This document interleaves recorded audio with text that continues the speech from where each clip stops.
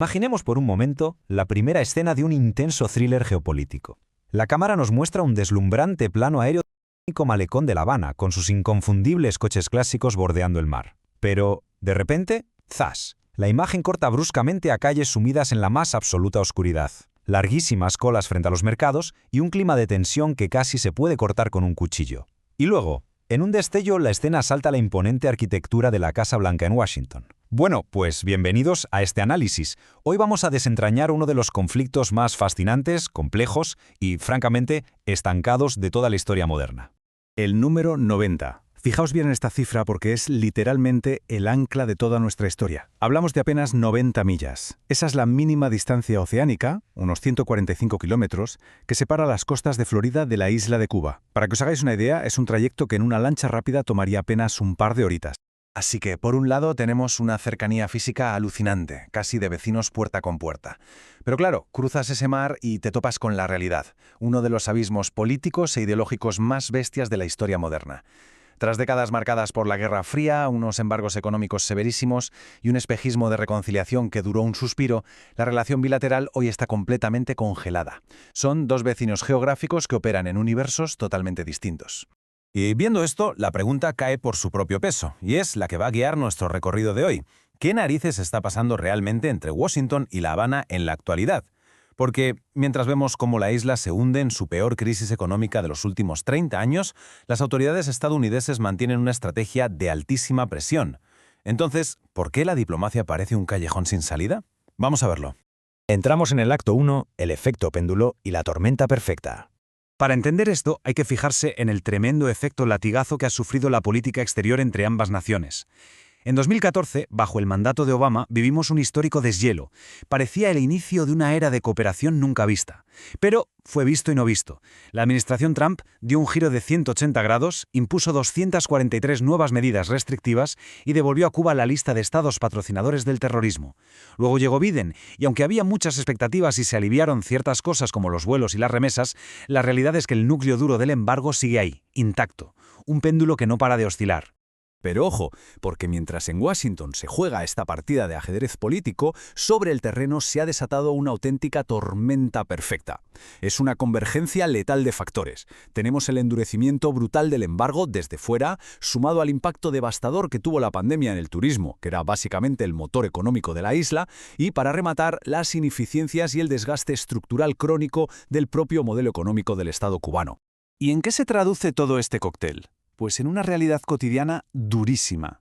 No estamos hablando de simples cifras en un informe económico. Esto es un colapso logístico en toda regla. Imaginaos vivir con más de 12 horas diarias de apagones continuos. A esto sumadle una escasez crítica de medicamentos básicos en los hospitales y una inflación totalmente descontrolada que ha fulminado el poder adquisitivo de la gente. La tensión que se respira en la calle es constante. Y esto nos mete de lleno en nuestro acto 2, campos de batalla y la amenaza global. A nivel técnico, el mayor obstáculo ahora mismo, la verdadera piedra en el zapato para La Habana, es esa famosa lista de estados patrocinadores del terrorismo. Para Cuba, estar ahí significa básicamente la parálisis absoluta. Al estar en esa lista, se bloquea sistemáticamente su acceso a la banca internacional. Olvidaos de créditos comerciales o de inversión extranjera. Es, a efectos prácticos, una asfixia financiera total. Pero, como en todo buen thriller, aquí viene un giro de guión fascinante. Tiene que ver con el sector privado cubano, las famosas MIPYMES. Fijaos en esta frase que resume una paradoja increíble. Washington busca empoderar económicamente al ciudadano de a pie. La Habana mira este auge con profunda sospecha política, intentando regular el dinamismo privado sin llegar a asfixiar la única válvula de escape económico que les queda. Es decir, Estados Unidos flexibiliza normas para ayudar a los emprendedores cubanos, y el Estado cubano mira este crecimiento con recelo ideológico, pero no puede cargárselo porque hoy por hoy es lo único que mantiene a flote la economía. Alucinante, ¿verdad? Pero agarraos, porque la trama se complica. Lo que durante décadas parecía un problema vecinal encapsulado, ha vuelto a escalar hasta convertirse en un verdadero dolor de cabeza mundial, el eje Rusia-China. Al verse totalmente aislada financieramente por Occidente, Cuba está moviendo sus fichas y buscando grandes alianzas estratégicas. Y los datos son como para tenerlos en cuenta. Hemos visto submarinos y buques de guerra rusos atracando otra vez en La Habana, algo que huele muchísimo a Guerra Fría, y a la vez se están cerrando acuerdos de inteligencia e infraestructura de alto nivel con China. Claro, tener a los dos mayores rivales de Estados Unidos montando el campamento a escasos kilómetros de tu frontera, pues lógicamente ha encendido todas las alertas rojas en Washington. Lo que nos lleva al clímax de esta historia. Acto 3. El costo humano y el candado político. Porque, al final del día, la consecuencia más dramática de este colapso no ocurre en despachos elegantes, ocurre en las fronteras. En los últimos años estamos presenciando literalmente la mayor ola migratoria en la historia republicana de Cuba.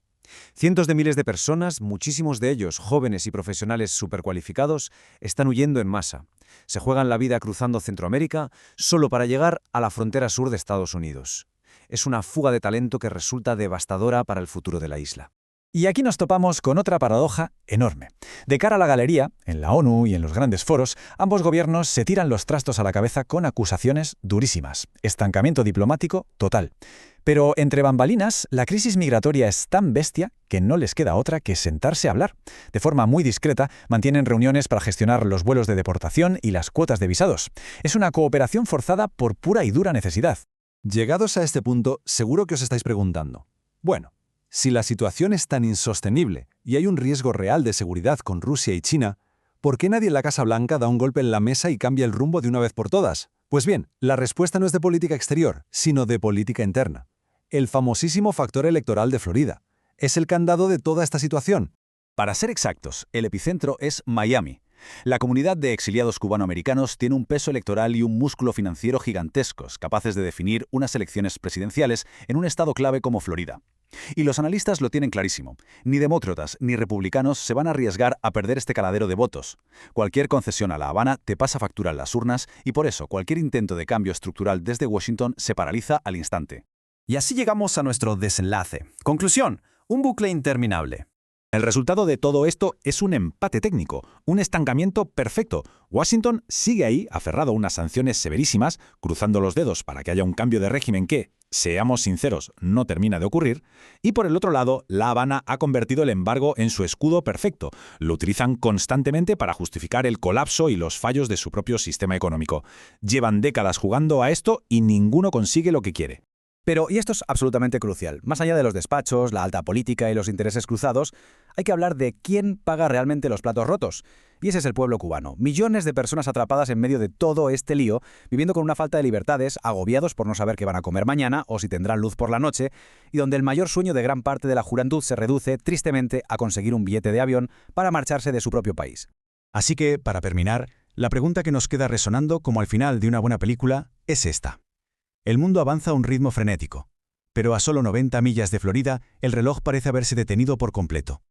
¿Habrá alguna vez una forma de resolver este bloqueo geopolítico centenario? ¿O el futuro de esta isla se quedará para siempre suspendido en el tiempo?